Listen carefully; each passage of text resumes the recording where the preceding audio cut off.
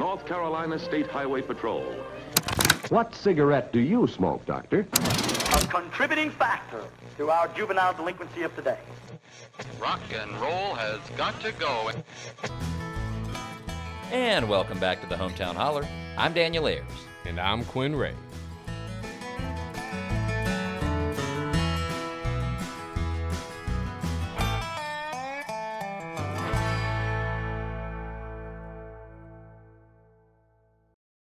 Well, hey, man. Wikipedia golf.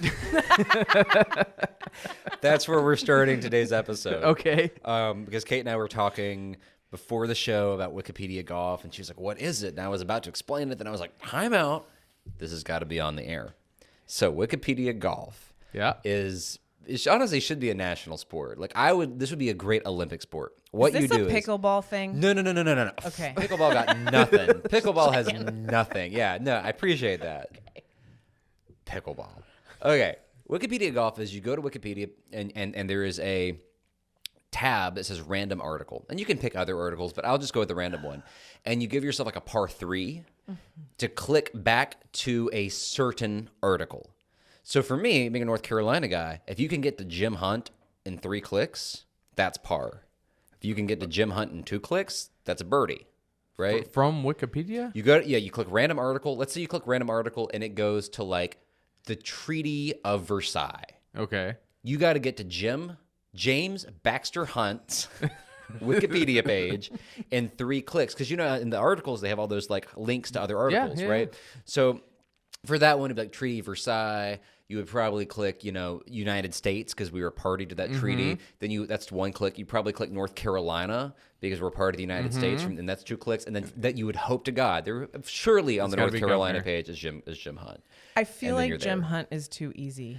You can be way more niche. Erskine Bowles, if you really want to go for the UNC Skipper Bowles. Sure. And I'm just saying that's Wikipedia, and that's my Camino pastime. Oh, yeah. I'm pretty impressive too. You just did that right off the dome with Treaty of Versailles. I am the Tiger Woods of Wikipedia golf. How's your back? Oh, actually, I should maybe Tiger Woods. Like he's actually not that great anymore. How's the mistress? Yeah, The 12. Right, dude. Yeah, that's a whole other man. How the mighty fell. Maybe own like John Daly. Who's John Daly? He's a golfer, He's but he's a a drunkard golfer. Okay. He's awesome. Yeah. He will light up a cigarette. I mean, this is my type of dude, right? Okay. He'll This go is out your there, golfer, yeah. at 100%. Like, let's smoke cigs together, let's drink whiskey, and then let's just warm up. I with thought you were more of one like an shot. Arnold Palmer guy. Seriously. Okay, I have 2 Yeah. things. Yeah. One Yeah. is a John Daly is the alcoholic version of an Arnold Palmer. Okay, so this really is Quinn's guy. Yeah. Mm-hmm. Second, and my husband is going to fucking murder me for this. He dated Arnold Palmer's granddaughter for a hot second. Before he met me, obviously, because once he met me, it was over. But yeah. Wait, your husband did? Mm-hmm. Wow. Yeah. I also like Arnold Palmer because I guess Trump, according to Trump, he is well endowed.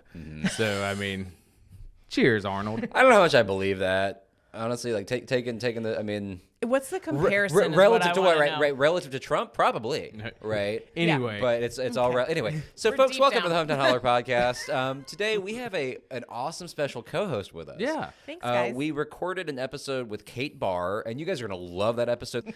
So Kate had some time to kill. We had some time to kill. We had to record this episode. We thought, you know what, Kate? Why don't you just co-host with us? Come on the show and just like kick it homeschool. She's our Robin, like Howard Stern. Exactly. I'm saying that I Yeah. don't know That's enough like about the Howard Stern Highest to. compliment I maybe have Yeah, ever this is received. awesome. Apparently, that was a great comparison. I was just nodding along like I you. knew. But today we're going to discuss just kind of a quick, down and dirty, good, bad, and ugly when Yeah. it comes to bills that are trickling through the North Carolina General Assembly. We actually do have a good one. Yeah, I mean, it's been a wild ride since Trump took office in January, and a lot of our focus, and rightfully so, not just our focus, but I think just society's focus in general has been on this national political realm, right? Yeah. They're sucking up the airways. They are taking all of the energy, all the media, douchebags. and everything is just going to what is President Musk doing right now. Führer Musk, as I call him, yeah. Führer Musk. So If while the that's shoe fits. happening... I wish that was funny. Yeah, And yeah. I there's- mean, but really, But you know, they he hate was it. saying thank you. He was saying thank you. I'll tell you that Sure. they hate it when you do that. Yeah. They really don't like Yeah. it.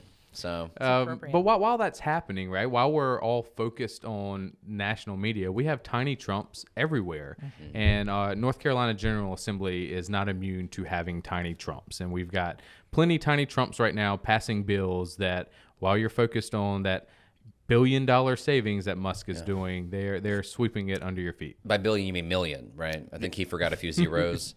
Yes. But at the same time, though, I do want to emphasize we have good stuff too. There's stuff worth celebrating. It's not all doom and gloom, and amazing things really are happening every day on a state and local level. And they just don't we don't hear about it because the oxygen gets sucked out from the national stuff. So it's today we're going to give you, I think, a really good smattering of what is going on in Raleigh, and you'll leave this episode feeling more informed, and I think having a better understanding that it's not all doom and gloom, but we also just have a lot of wacky characters who have wacky characters in Raleigh who have wacky priorities. Sure. So, Where do you want to kick off with 66? sure, the good, the bad, the ugly. Yeah, so HB 66. I'm not good. gonna call this is the bad. Yeah. Right? We're going to go bad, ugly, good. The bad is a bill to reduce early voting to just 6 days, right? Giving people less of a window of time in which they can go to the polls and cast their vote early, which I don't know about you, Quinn. I'm an early voter. That is me. All the time. Also, a lot of Republicans now. So this is like bad on a bunch of fronts. Yeah. Oh, 100%. You're right, because it used to just be like in 2020, oh, the Democrats vote early. Everybody's voting early now. Yeah. I mean, it still leans left, For sure. right? But But- this past election, Yeah. we saw hours of lines the first at least week and a half of early voting, which means the Republicans came out and voted as well. So you guys both, Kate and Quinn, you guys both vote early? Like we're all three of us early voters? I vote the do. first day. Okay, first day. Yeah. I vote since Alamance County got Sunday voting. I vote on Sundays in Souls to Alamance. the polls. Well, I want to keep it, and so Right. we can keep it by showing more numbers that we go. So I gather Fair enough. the gaggle and go do it. This bill is also super uncreative. Like they do this every time. Just I don't know. It's just like the same old, same old. Yeah, I think also what's really bizarre about this bill is, so there's another bill that will allow, it really loosens concealed carry restrictions. You can carry a gun under this bill into the General Assembly. I actually can picture constituents calling and saying, look, my Second Amendment allows me to carry a pistol into the state capitol. Sure. Who is calling their representative and saying, you know what I want? Less time to vote. Yeah, there's no public outcry on this right now. Nobody is calling and being like, we have too many opportunities to cast my ballot. Give me less. Yeah, it's So- clearly a GOP strategy right here to suppress the Democratic vote. Yeah, absolutely, and the unaffiliated vote. Really, just I would just say the vote in general, right? I think ultimately, like we have to realize there are a lot of people in positions of power who don't really like democracy. No, they don't really want people to vote. No, They'd like to regardless just, of who it is. Yeah, be their tiny Trumps on their tiny thrones. Exactly. Yeah, I'm very curious to just see their thought process on this of what benefit does this have for North Carolinians? Well, like, what is their argument? So Courtney Giles, yeah, who is she ran against Valerie Foushee. She did. for give Congress. it the old college try. Yeah. Which honestly, as a group of folks who respect candidates who run in races they Absolutely. can't win, like respect to Courtney Giles. For sure. I actually met her dad. She's an anti-vaxxer. No, not respect. I don't have to respect yeah. her views. Okay. But I'm just saying, like, that's democracy. You give people a choice. Like, And they make the better one. We dare to dream. yeah, we dare to dream, don't we? I gotta say, I was in line. I actually worked the polls with Courtney's dad, Rusty. He was a really nice guy. Rusty and I got along famously.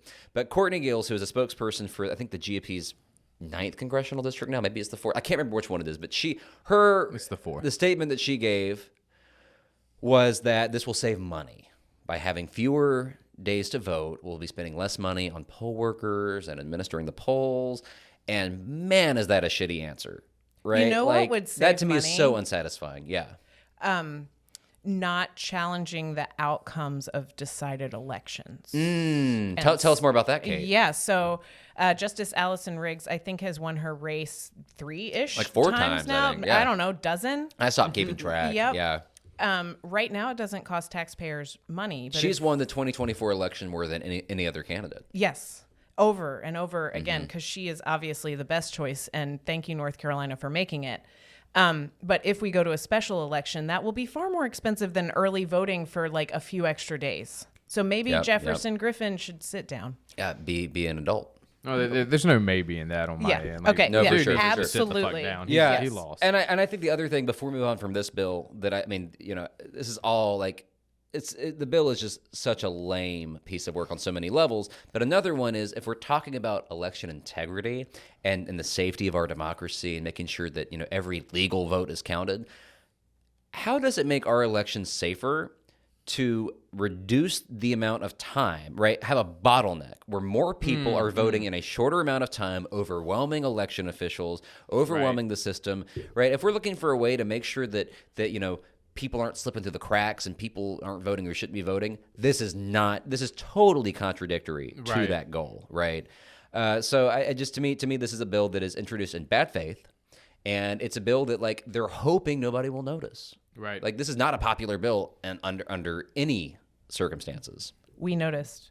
We did notice. We're definitely noticing. I mean, and that's part of this episode, right? Is like letting you guys know that this is happening, which also to bad legislation that's happening. It's a Senate Bill 58. Yeah, but it's this is the also there's a sister bill in the House, which is House Bill 72, which is stripping the Attorney General of his rights and abilities, like suppressing it. So right now we just elected Jeff Jackson as Attorney General, a Democrat. Right now we have 5 Democrats in the executive branch of North Carolina, which is really cool. Yeah. Shows Super the cool. party did stuff. There has been no better example, in my opinion, across the nation of why down ballot elections matter than the North Carolina Attorney General. Because if we elected Jeff Jackson, he has sued.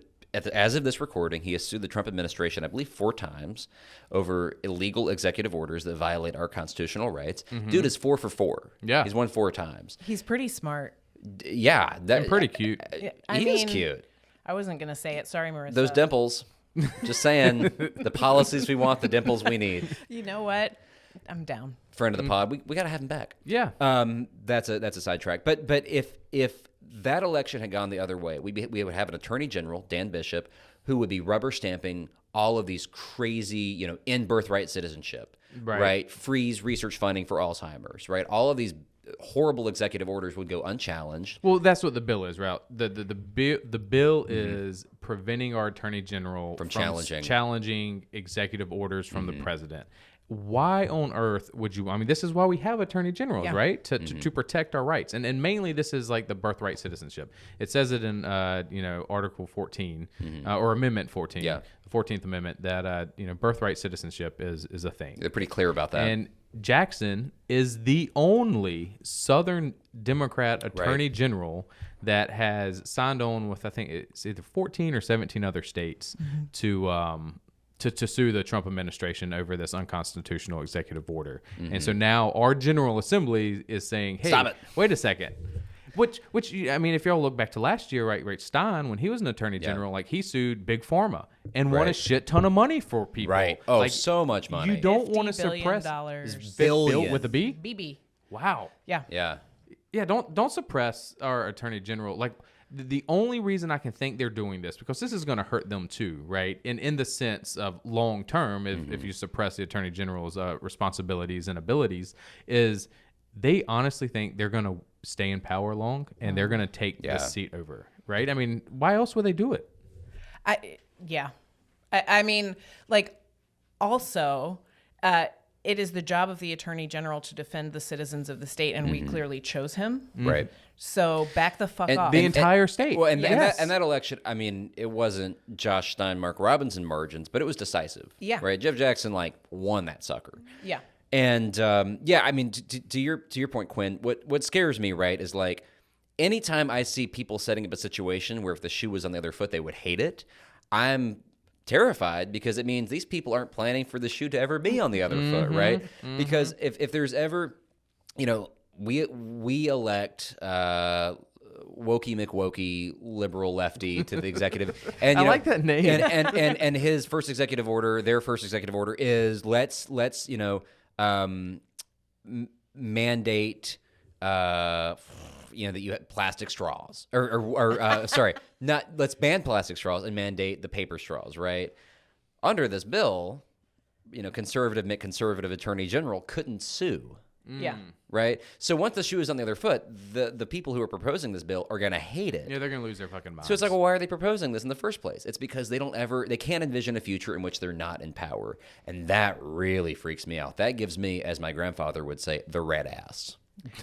That's a symptom of gerrymandering, Daniel. It is a symptom. It totally is. Yeah. And to the extent that you're saying people get into power and just don't imagine Well, once they're in power, they don't actually have to care what their constituents want. They only care what their party wants so that they can keep their specially drawn district. Mm-hmm. Oh, so if you're in Senate District 1, Senate District 36, or Senate District 48, and you dislike this shit, that'd be Henderson, Polk, and Rutherford counties. Call them up. Let them know what's happening. Or fax them. This is a fun new wrinkle. Fax? Yeah, you can send faxes online. And do you know what is really annoying? A fax machine that runs all day.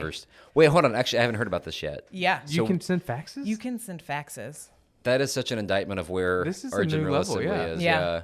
I mean, because the phones are great. Don't stop calling. They have fax. Emails are great. Don't stop emailing. But also I didn't know we faxes. still made fax machines. Well, it is the North Carolina state legislature, so you need to roll things back like 30 years in your brain.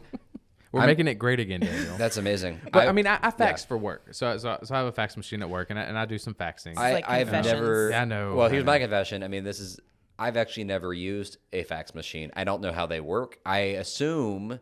And you still don't need to know. You can just go to the internet and be like, send a fax and pull up a free website. Is it essentially, I imagine a fax is essentially an email that prints. I send somebody an email and instead of it going across a phone. Okay. Yeah. Okay. I mean, cheers to the millennials watching this who are like, how does Daniel not know what a fax machine is? But this is an important lesson. Daniel Ayers established 1995. Feels so old. I think I really like this idea though for a new way of protesting. Fax 'em. Like seriously, let's just clog the paper fax. is not cheap. Well, I mean, I understand it because when I have to fax, so I do insurance and I have to fax people's proof of insurance to dealerships and all this stuff all the time. And when it's busy, it pisses me off because I have to do it. So if we just clog up this fax line and just paper's printing. I just like to imagine it coming off the printer and falling on the floor in giant mounds. That's so good. Like igloos Some of staffer paper. has to I mean, it's not great for the planet, but also, it's not great for the planet fascism. So we got to do what we got to do. True. It is. I told you, man. I told you. This was. I'm already so happy that we had Kate on this episode. Guys. This was the right move. Before we get to the good, let's do this one's like bad. It's kind of ugly. It's mainly just wacky. Yeah, I think it's wacky and ugly. This is a bill, House Bill 5, Senate Bill 50. Yeah, they're similar. They have a little bit different language in it, but for the most part, it's the same. I guess the Senate version, I think, y'all have to fact check me on this one, but my understanding is that would allow individuals over 18 to carry a concealed weapon without a permit. Correct. Okay, so yeah, that's okay. And then the other thing is it would authorize officials elected in the state to carry a concealed firearm while performing their official duties if the official has a concealed handgun permit. Now, what I love about this... Well, and that's only in House Bill 5. Senate Bill 50 does not have that same language, so I'm really curious to see how the GOP goes at each other with it, but yes. Well, I a couple observations here. I think... The phrase of performing their official duties is hilarious. It reminds me of the Supreme Court ruling that's like, well, the president can do whatever he wants as long as it's official capacity, right? Like, you can assassinate whoever you want with SEAL Team 6 as long as it's an official act. To me, it's like, yeah, as long as you're, got your suit and tie and your lapel pin and your little, key card. Don't show your shoulders. Don't show your shoulders. If you're a woman. Yeah, anyway, let's keep going. You're right. That is such a... You're right. Or wear a tan suit. The shoulder Also thing. that. I hadn't thought about that. You're right. Yeah. Sorry. Please continue about how this is ridiculous. I just think that's a hilarious... Because they could have read it, that a person with a concealed handgun permit can just, who's an elected official, can carry it, but it's got to be an official capacity. Is this like Valerie Fouché walking with a pearl-handed pistol onto the floor? Well, you know what? I'll tell you what I think is going to be. I wish it was that. Yeah, I mean... It's going to be the douchiest guns. It's going to be like a rhinestone encrusted deagle that Destin Hall Compensating guns. Right. It's like dangling. Let us not desecrate rhinestones. A little sparkle goes a long way, guys. But keep going. I'm just with saying, you on everything gonna be- I except the will glitter. bedazzle my pants. Thank you. Yes. I'm just saying we're going to see the tackiest, lamest Yes. guns, being stuffed into like the belt line, right? Like Not actually, that concealed. the belt line. There's kind of a pun there because Raleigh has a belt line, Uh-huh. But I see where you're going. I see where you're going. I'm So, following. and the last time, I told Quinn this. The last time that we had a law, well, actually, it wasn't a law. Excuse me. The last time that we had elected officials carrying guns into deliberative chambers was right before the Civil War. Which I think that is a poignant observation, right? So in the late 1850s, there was a Senator, Charles Sumner from Massachusetts, who was beaten, caned by a congressman from South Carolina, Preston Brooks. Charles Sumner was in the Senate chambers giving an anti-slavery speech. That was very dangerous to the South Carolinians' bottom line, obviously. Man, at I that just point see in the time. encyclopedia in your brain just going. This is like actually incredibly impressive. But I please watch a keep lot of going. Ken Burns. but yeah, so Charles Sumner's giving a speech. Preston Brooks, a congressman from South Carolina, walks in and just starts clubbing this guy with a cane. Right, and at this point in time, that was seen as not in good keeping with decorum. Right, you don't typically cane a fellow elected official. We've all thought about it, though. We've all thought about it, 100%. And so Preston Brooks, afterwards, he essentially breaks his cane, clubbing this abolitionist senator, and his constituents in South Carolina, in true South Carolina form, sent him barrels of new canes with which he can bludgeon other abolitionists. And so what ends up happening is you have senators and congressmen carrying pistols, knives, derringers into the chambers. And I just think it's really interesting that we're seeing that pop up again, right? I think it is such a sign of the times. And that's all I was saying. It's just, Well, I'm very curious to see what happens because the more I've been into politics and seeing who gets elected, any fucker can get elected, right? Yeah. Hey, take it easy. From Except the right Kate. district. from the right district. There's no pre-qualifications. Yeah, there is definitely not an IQ test. Well, the IQ test or background check or Morals. anything, morals. Yeah. Like, Ethics. anybody technically could potentially, hypothetically, get elected. That has actually been the biggest takeaway from my getting interested in state and local politics. Anyone can do it. Yes, and good or bad, there's some people that probably shouldn't be there, right? They just want a popularity contest. Think back to your high school when you're voting for, president of the school. Yeah. No homework. Right. It means nothing. I can't wait. I don't want anybody to die. Sure. But when we start carrying guns into the legislative buildings and we start having disagreements, just wait till somebody brandishes that. It's a matter of time. Right. It's. I am for the Second Amendment. I'm for guns. Like I have guns. You have guns. Do you have guns, Kate? Got two right here. I mean, aside from those two, I do not, but I am also of South Carolina descendants, and I'm fine with guns except for the ones that hunt humans. Yes. And so with gun owning, I don't want to have any legislation that makes it easier to kill people. Yeah. And so when you Exactly. have 18-year-olds Right. that don't have to get a concealed carry permit, because I mean the General Assembly carrying it, that's one thing, but the fact that we're going to allow 18-year-olds to carry who can't drink, right? Because they're not responsible enough to drink, but they're responsible to carry a gun now without getting a concealed carry permit and having to take man, get the fuck out of here. I think this is crazy. It is very bizarre to me to live in a society where we spend a lot of time devising new innovative ways to make it easier to access firearms, and we don't really find it all that important to make it easy to access mental health care. Right. It's very easy. I could get a gun. I have bought guns online and have them shipped to Yes. my door. Can't do that with a therapist. And now you can stick them in your waistline with your shirt covering up and Yeah. not tell anybody about it. Which, P.S., don't stick guns in your Don't. waistline, friends, especially if you're a gentleman. Yeah. That can go horribly wrong. I've heard at least. I can't. I'm not speaking from experience, but Yeah, well, that's good. I mean, that's good. But I have been in a space where someone accidentally shot themselves in the testicle because they tried to tuck their gun into their waistband. High school was wild. He busted a nut. This is so good. oh my god. Yeah. Oh, who was that football player that God, I feel so terrible that I don't know it. He was a New York Giants wide receiver, and he shot himself. It was a few years ago. He was in a club, and he was holding his gun in his waistline and shot himself in the leg. God. Yeah. Yeah.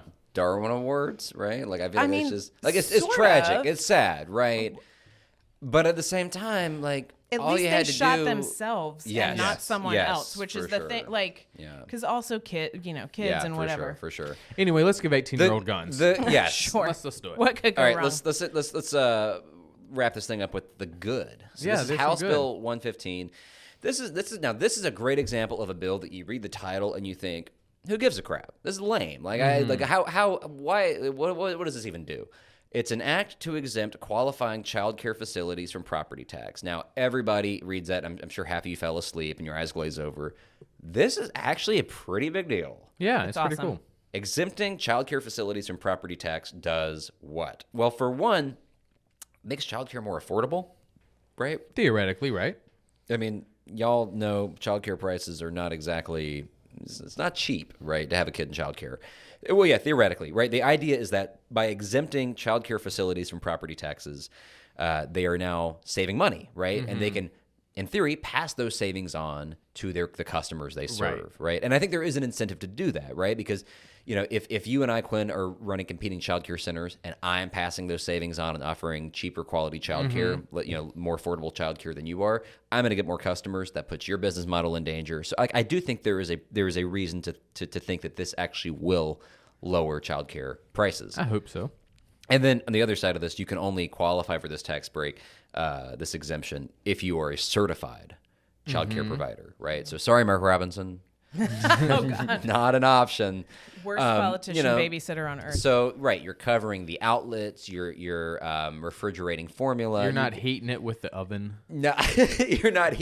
Yeah, that's crazy. We actually came pretty close to electing a man who heated his daycare with an open oven. I mean, I grew up with that, right? Like I remember having oven open. No, for and sure. It's real. Do that at home. But if you're running a daycare, right, you just can't do that. Don't do that in exchange for goods and or services. So, fun fact, Yeah. I was briefly president of the board of a local nonprofit child care center. Cool. This is game-changing for Oh, groups like cool. that. Yeah, so you can bring some firsthand. Absolutely. Maybe you pass the savings on to the families. Mm-hmm. Maybe you pay your workers more because right now child care workers can make more money That's working true. at Target than they can taking care of kids. And our entire economy hinges on people being able to work, which also means we have to have child care. So this is it's definitely a good. It's also a no-brainer. Yeah. And I hope that it bodes well for more early childhood education stuff coming out of this state legislature. It's a big step in the right direction. Yeah. I mean, I hope so. I mean, it's this bill. We will see, right? So all these bills that we have talked Have not about, been passed into they haven't law. been passed. They've just all been filed. They went through committees and stuff. The first three, the good or the ugly and the bad, have been Republican primary sponsored. This one, all four primary sponsors are Yep. Democrats. And one of the primary sponsors, Brian Kahn from Granville and Vance County, that's House District 32 for our Granville and Vance listeners. That dude got in by the skin of his teeth. Good job, voters. By 221, maybe 20, by just over 200 votes, Brian Kahn wins a very competitive election. Voting matters. Voting matters, right? So my point is, if those 200 odd votes had gone a different direction, we might have gotten I would bet money would have gotten a representative who would not have devoted time and energy to lowering the cost of childcare for working families, right? So this to me goes to show how incredibly important these down ballot races are. Yes. So that we get somebody in who day one is like, well, what problems do you want to solve? Somebody raises their hand and says, well, I think we should make it easier to carry guns into the Senate chambers.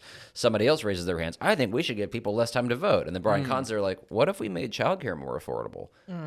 That's That's why voting matters, right there. And it's crazy that that's a revolutionary thought now. Yeah, what a right? concept.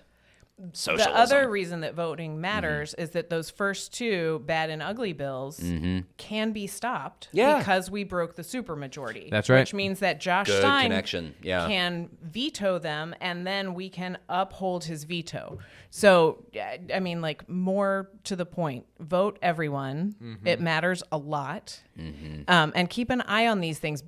I called my representative Helfrich, who also happens to live Friend down of the Holler. street. Friend of the Holler. Campaign manager in the audience. Yes. Beth, badass Helfrich. And I was like, Beth, how much do I have to worry about these bills?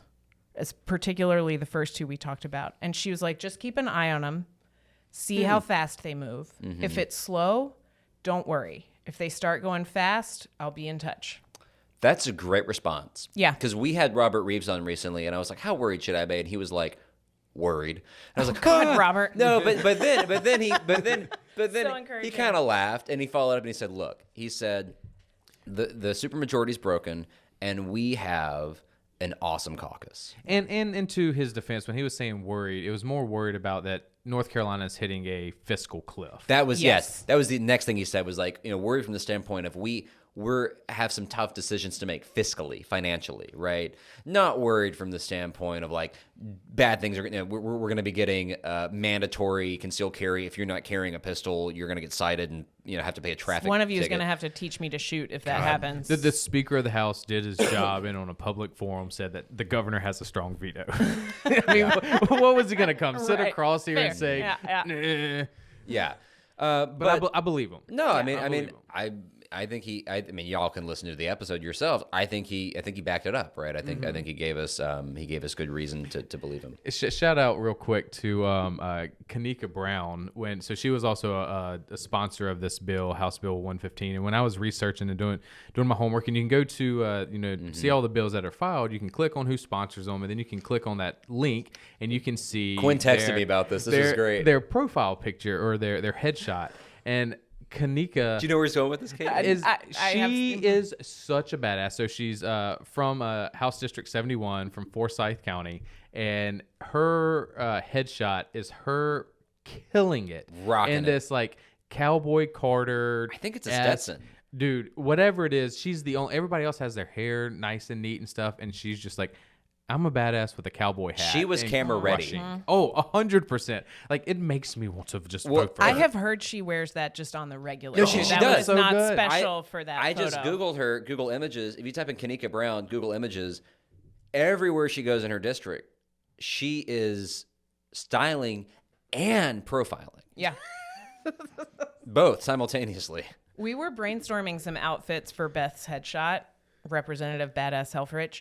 And she immediately sent me to Kanika's photo and was like, this is the This is what we're energy going I'm for. looking Oh, for. 100%. Yeah.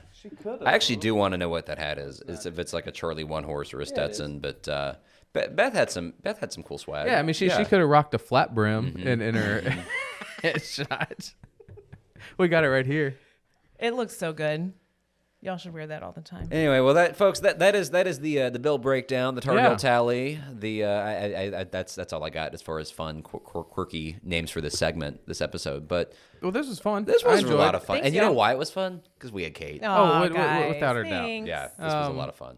But also, guys, if national news is getting very overwhelming, pay attention to just what's happening locally. Yeah, Take there's another way. 10 minutes, read, whatever local paper you've got, News and Observer, they're doing all right. WRAL, they do an okay job at letting you know what's happening in North Carolina, because tiny Trumps are passing stuff locally and that's Carolina happening Forward. If you guys aren't already, go check out Carolina Absolutely. Forward on Instagram. Hopefully you're already And following Kate. us. Check out Kate Barr, the Can't Win Victory Fund, or just is it Kate Barr NC? What's your It's main handle? Kate Barr can't win. It's just Kate Barr can't for win. my whole Yeah, life, yeah. I think. Cool. That's it. That's the epitaph. Yeah. And folks, if you haven't already, consider becoming a patron on Patreon. Help us keep our lights on. Our patrons recently helped us get some sexy new camera equipment so that we look like a Christopher Nolan film or something. This when we is when I record jump these in and say episodes. that all the cool kids are patrons. That is true, actually. We did a study, and 100% of the cool kids are, in fact, Hometown Holler patrons, Yep. and one of them is right here, Kate Barr. Hey. She is a patron. That's cool. So I think that's all the news that's fit to print, as they say at the New York Times. Oh my God, I can't believe we're going to end Good the night episode and this good way. luck, Daniel. That's an Edward R. Murrow reference. Yes. Love it. Bye.